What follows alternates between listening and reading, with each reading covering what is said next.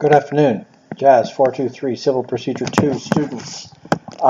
In this lecture today, we are going to conclude the substantive portion. I plan on releasing another one tomorrow where I will release and go through the questions that have been posted on Blackboard. So some of you have asked me for those. That will come in a video tomorrow. Today we're just going to do rules 14, offers to settle in the small claims rules, and 15, motions. And it's actually fairly straightforward. Next week we will do 16, notice of trial, 17, the trial itself, 18, evidence at the trial, and rule 19 with costs. I will save for the final week enforcement of orders, Rule 20, with a small rule lecture on the federal court, and then that'll take us all the way up to the end of the class. So I'm going to put this on Blackboard as a note as well, but I have also looked at the exam period. So the two exams I have for this semester are your exam, JAS 423 15th. I'm going to leave it at the same time. Okay, so right, I've put here 1400 to 1600. That's 2 to 4. It'll be done all online, and I'll have more instructions for that. But again, I'm going to put this in a written note on Blackboard as well. But yes, so you've seen the exam is now on the 15th. It'll be from 2 to 4 p.m. And my other exam is on the 17th. So that will come up before you know it. But yeah, so, okay, I don't want this to get too long here because there's not a whole lot left here. Offers to settle is fairly straightforward. I have the slides open on my screen, but I think I'm just going to work off the rules themselves. Yep, still have that cough, still in isolation, but otherwise feeling fine. A little down today because I've been in my condo for 2 weeks, but keeping to the request of the authorities and the public health officials who want us to stay at home. So it is what it is. There's nothing much that we can do, and I hope you are getting along fine. And I know many of you have responsibilities with kids and whatnot, so good luck. You know, I hope this ends soon, but if you are an essential worker, which technically I am, but I mean the courts have more or less closed down, so I do have some client matters to deal with, but it's not that busy. But if you're an essential worker, if you have a part-time job, for example, in a grocery store, or deliveries, or anything along those lines, thank you for your fantastic work. And you know, when you're doing groceries, please make sure you thank the people who are getting the food on the shelves, because without them, we would be in trouble. So, okay, let's get into it. Rule 14, offer to settle. So, again, I'm going to try to follow the slides, but I'm really just going to read out of the annual practice, which I have in front of me. All through the process of any litigation, really, the parties are encouraged to settle. And as you know, I don't know the exact number, but somewhere up to 95%, maybe even higher. 98% of matters settle before they get to trial, and that's just how it is, right? People know that litigation and trials are long and expensive, and so hopefully along the line, cooler heads prevail. So what happens when an offer to settle is made? Okay, well, first of all, let's just look at 14, Rule 1401. A party may serve on any other party an offer to settle a claim on terms specified in the offer. So anyone can more or less make that offer to settle at any time. The written documents, the offer settled, an acceptance of an offer, and a notice of withdrawal of an offer shall be made in writing. Okay, so it's typically made between the parties or their respective counsel or paralegal, and the forms are provided for in the small claims on the website. There are forms 14 Alpha, 14 Bravo, and 14 Charlie. The terms of the settlement will be outlined in that form, okay, in the offer itself, Form 14 Delta, 14D, and from there it may be made at any time. Okay, that goes forward, or that goes axiomatically, excuse me. So there you have it. What are the cost consequences? So we do know that Ontario is, a loser pays jurisdiction generally, and so cost consequences exist when they're, with regard to offers to settle, or, and this is what we're going to talk about when we flip the page. When offers are made and they're not accepted, and unnecessary litigation follows. So let's keep going from there. Sorry, I just had to stop it there. There was a commotion outside the in the corridor. But cost consequences referred later in the rules. So Rule 14.07 over. They only happen if only if the offer to settle is served on the party to whom it is made at least 7 days before the trial commences. So if prior to the trial date, let's put it right here, 7 days out, only if an offer to settle is served on the party with whom it is made, to whom it is made, at least 7 days prior to the commencement of the trial. So we'll talk a little bit about those down the line. Withdrawals of the offers may be made at any time, and it may deemed to be withdrawn if the offer specifies a certain date. Please accept by this time, and it's not accepted. Okay.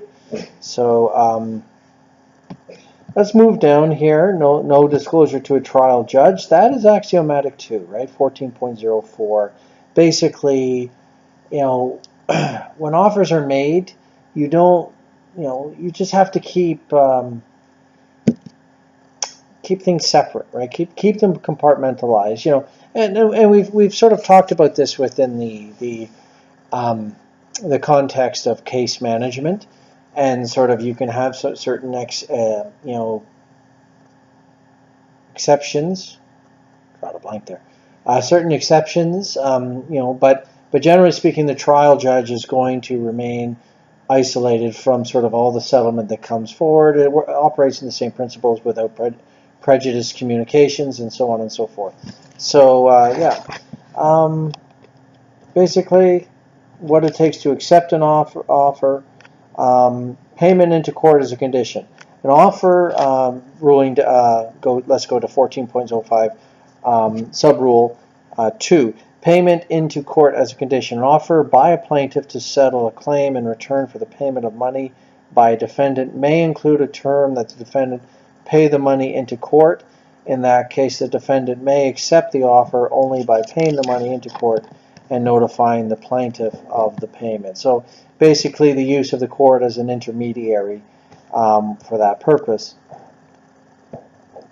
And in subrule 3, if the defendant offers to pay the money to the plaintiff in settlement of the claim, the plaintiff may accept the offer with the condition that the defendant pay the money into court. If the offer is so accepted and it is not paid into court, the plaintiff may proceed provided in the rule of 14.06. So we'll get over there, and that is basically, let's move down. 14.06 rule is what happens if an offer is made and the defendant or the party doesn't comply with the offer. If a party to an accepted offer fails to comply with the terms of the offer, the other party may bring a motion for judgment on the terms of the accepted offer. So basically, they decide, I'm not going to pay you in those monthly installments that we agreed upon between paralegal and paralegal. Then boom, you bring a motion, and it's all right there for the deputy judge or judge to decide. So that's sort of more or less basically the straightforward elements of offers to settle. They can be done at any time.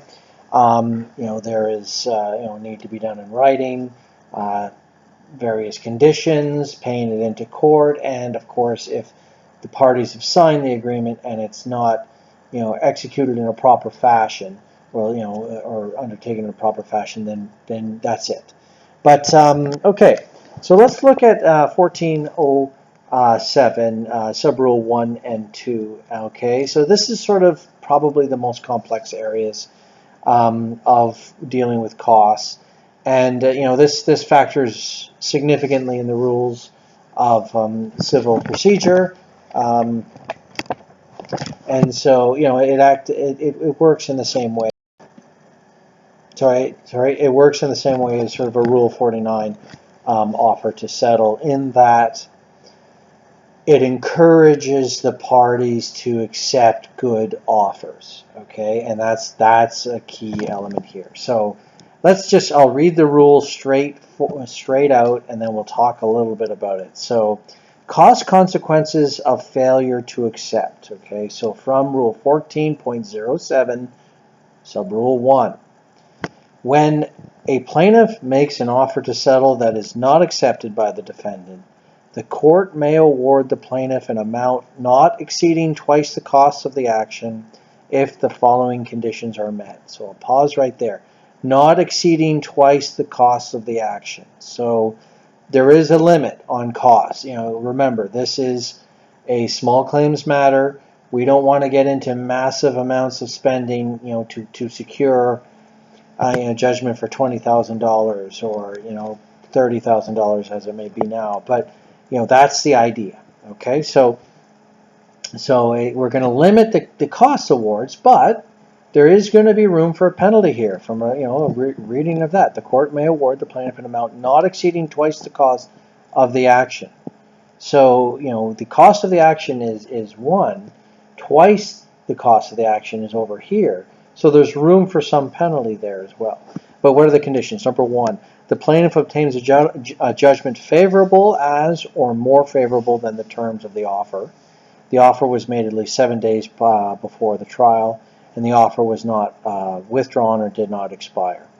Okay, so what does that mean? So if the plaintiff makes an offer to settle, so if the plaintiff makes an offer and says, listen, I will accept this amount of money. Please give it to me now and save us all the time and costs of a trial. And so then the matter, and the defendant says, no, not a chance, pal. I'm going to, roll the dice and go to trial. And to a degree, every trial is a roll of the dice. Then, okay, the plaintiff obtains a favorable judgment, as favorable as or more favorable than the terms of the offer.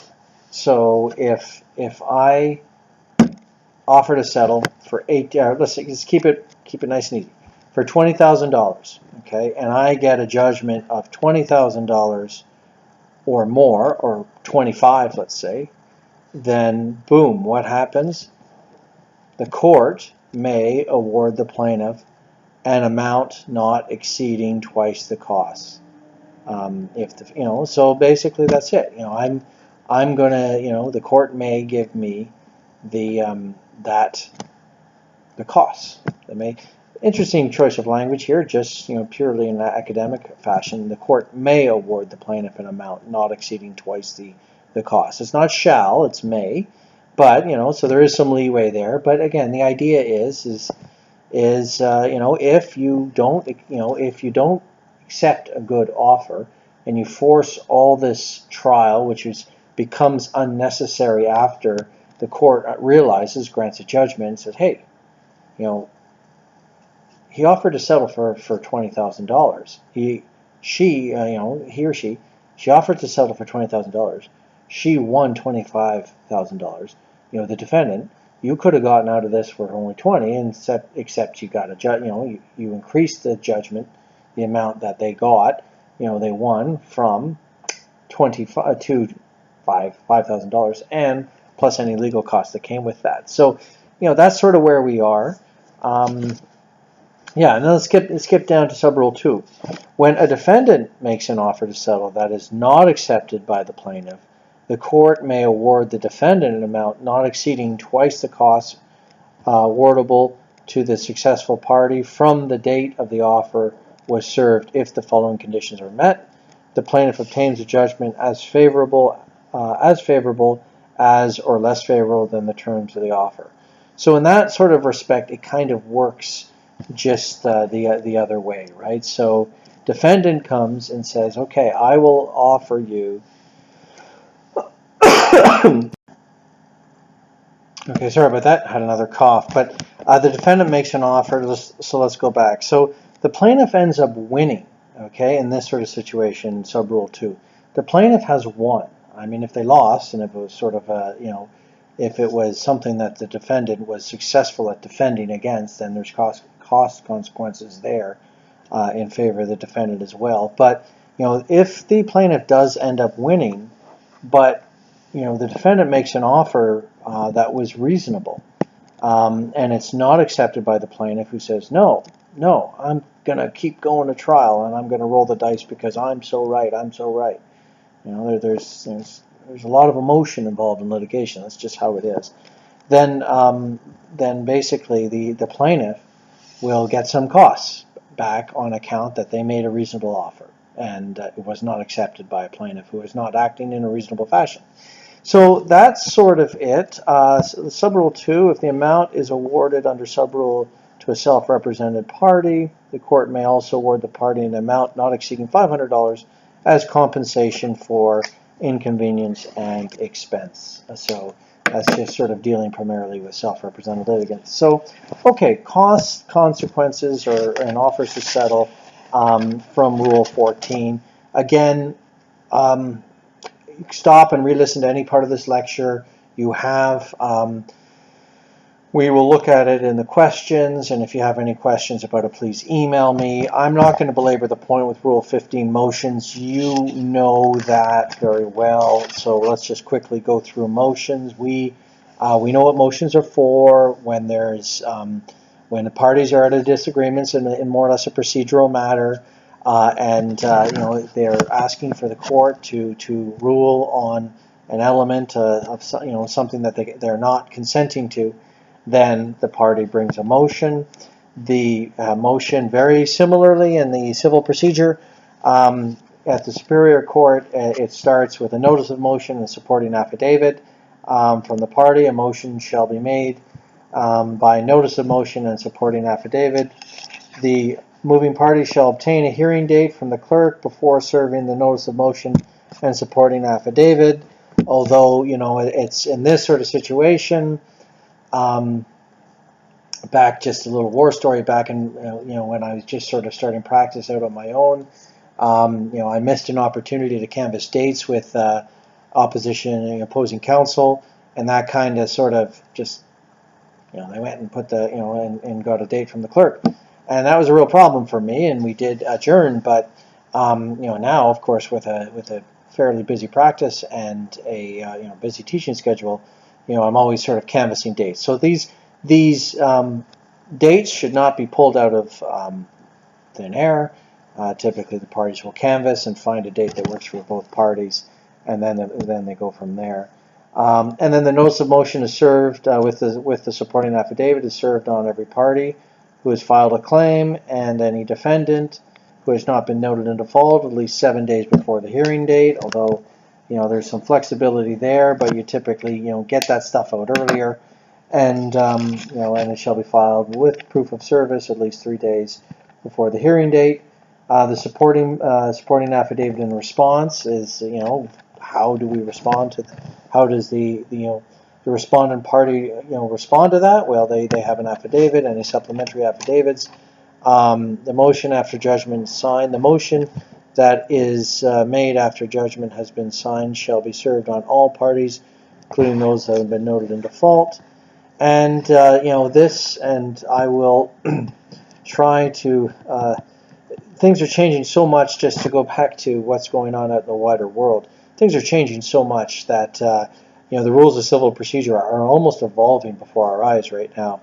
And I think this Rule 15.02 is going to be something that is considered much more frequently, especially in light of that maybe we don't go back to court for the small stuff anymore. I mean, I've said this before. I love going to court, but it is costly, expensive. It takes up time and money. So, yeah. So look, the method of hearing, a motion could be heard in person, by telephone or video conference. That's going to happen a lot now. By a judge in writing under certain rules and provisions, and by another method that the judge determines to be fair and reasonable. So we're going to start to see a little bit more about that. Motion without notice. So despite Rule 15.01, so at the early stages, a motion may be brought without notice if the nature or circumstances of the motion may make notice unnecessary or not reasonably possible. So if there's some special circumstances, and you just know, you have to know, and in previous classes you probably talked about certificates of pending litigation at the Superior Court, for example. And the case law there is very clear, is that if you bring a motion for a CPL without the other party present, if you are not 100% above board and 100% open about things and disclosure to the court, then it's not going to go well for you if that's the case. And there's a lot of case law about that. So I just take that principle here and approve that there. There's probably, and I haven't looked up the case law, so I don't know, but there's probably a lot of situations here where you shouldn't. You should always try to include the other party. But again, you will see it more than I will, of course, because you'll be working in the justice system. And so basically, service order, no further motions without leave. I think we'll stop it there. And sorry, it just caught me a little bit. Service of the order. So if a party makes a motion without notice, they walk out of the courtroom with an order.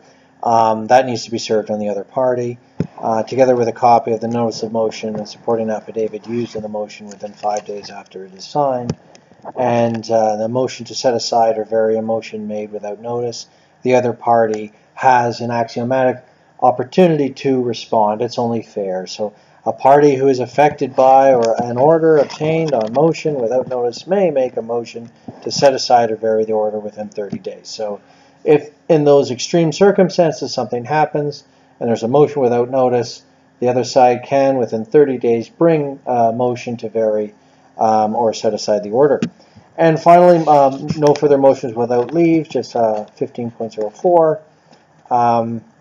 If a court is satisfied that the party has tried to delay the action, add to its cost, or otherwise abuse the court's process by making numerous motions without merit, the court may, on motion, make an order prohibiting the party from making any further motions. So you've heard of it. It's called motioning the other side to death.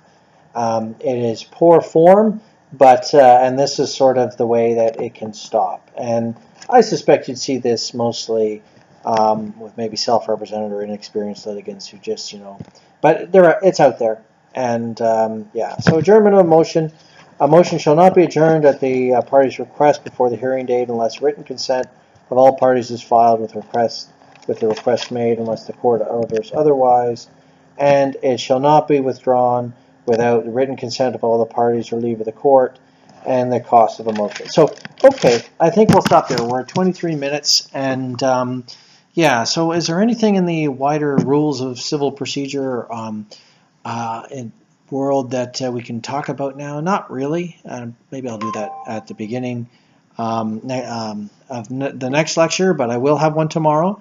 So again, we're at 24 minutes, so that's great. I hope you're hanging in there, and I wish you all the best. And maybe you can listen to this while you're doing your dishes or something. But have a great day. Thanks for everything, and I'll talk to you soon.